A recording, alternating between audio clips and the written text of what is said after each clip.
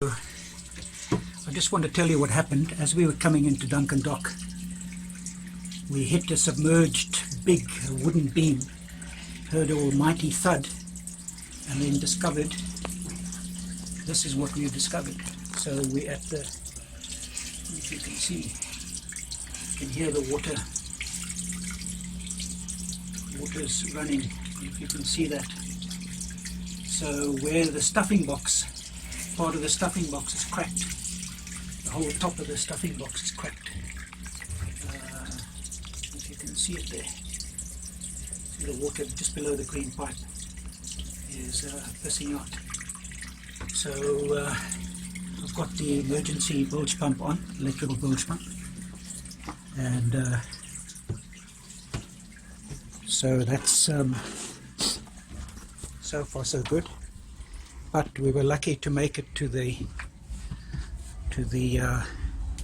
Royal Cape dock, and so we're tied up here at the jetty, and they're just waiting to launch that boat hanging in the sling there, putting that boat in the water, and then we'll just move around. Hopefully the crack it'll still hold until we can go and reverse and forward and come around onto the other side and tie up there so we can get out. So let's hope for the best. So Fran, any comments? I think it's terrible that there's so much stuff floating in the water like that, under the surface that you can't see. Yeah, it was a massive beam. Yeah, it was a huge beam that was floating about a couple of feet below the water, so we didn't see it at all. Just heard the almighty thud, and I was doing about 5-6 knots at the time, so yeah, thank goodness we're close by and not way out to sea. Otherwise it would have been a mayday call, I would think. Hopefully the damage's not too bad. So. Yeah, we'll see.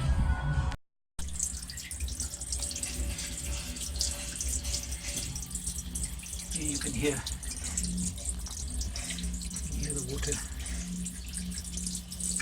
You see it.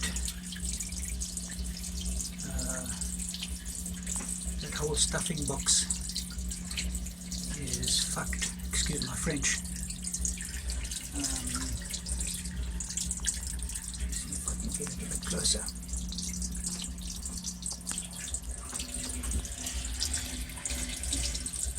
You can see the water coming out.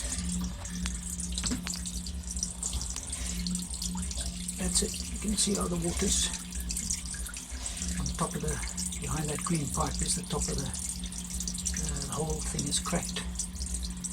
So I'm not sure what we'll find when we take the boat out the water, whether there will be a problem, probably with the prop shaft maybe, and maybe with the propeller. We'll see.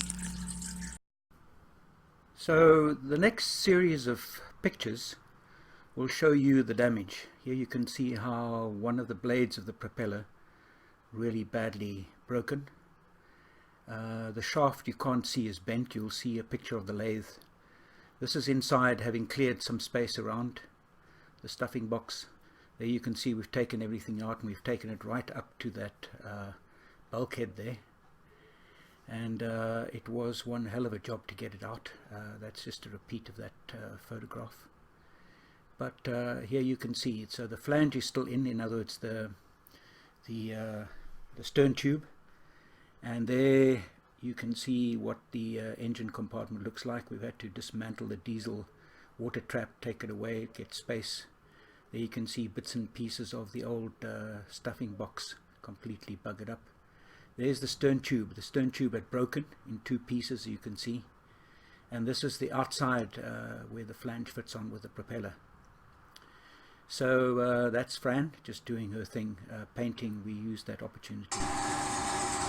So here you can see how the shaft is so badly bent that we can't, if we straighten it, it would never be perfect. So we have to replace the shaft.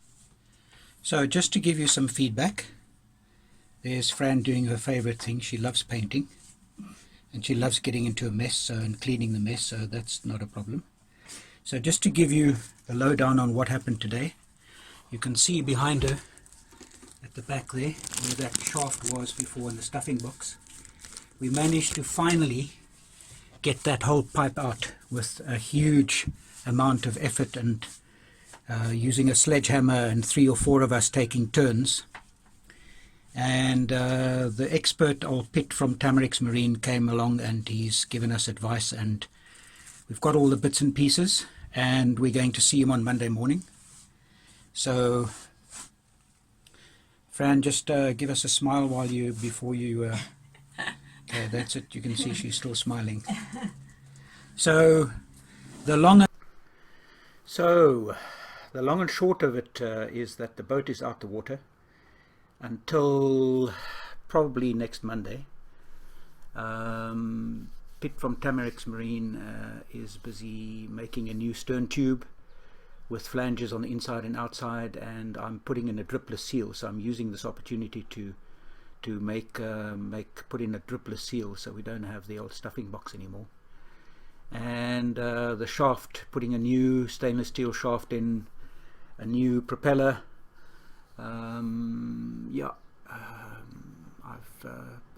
I've sorted out the universal joint, so it's re-greased, and that's all ready to go in. And the coupling is going to we're going to put 4 new rubbers on the coupling to be able to sort everything out. So this is the end of part 1, and we will continue with part 2. Hopefully we'll be able to install everything by Friday this week, Friday, Saturday, and the boat will go in the water probably on this coming Monday. Okay, hope you enjoyed it. Cheers.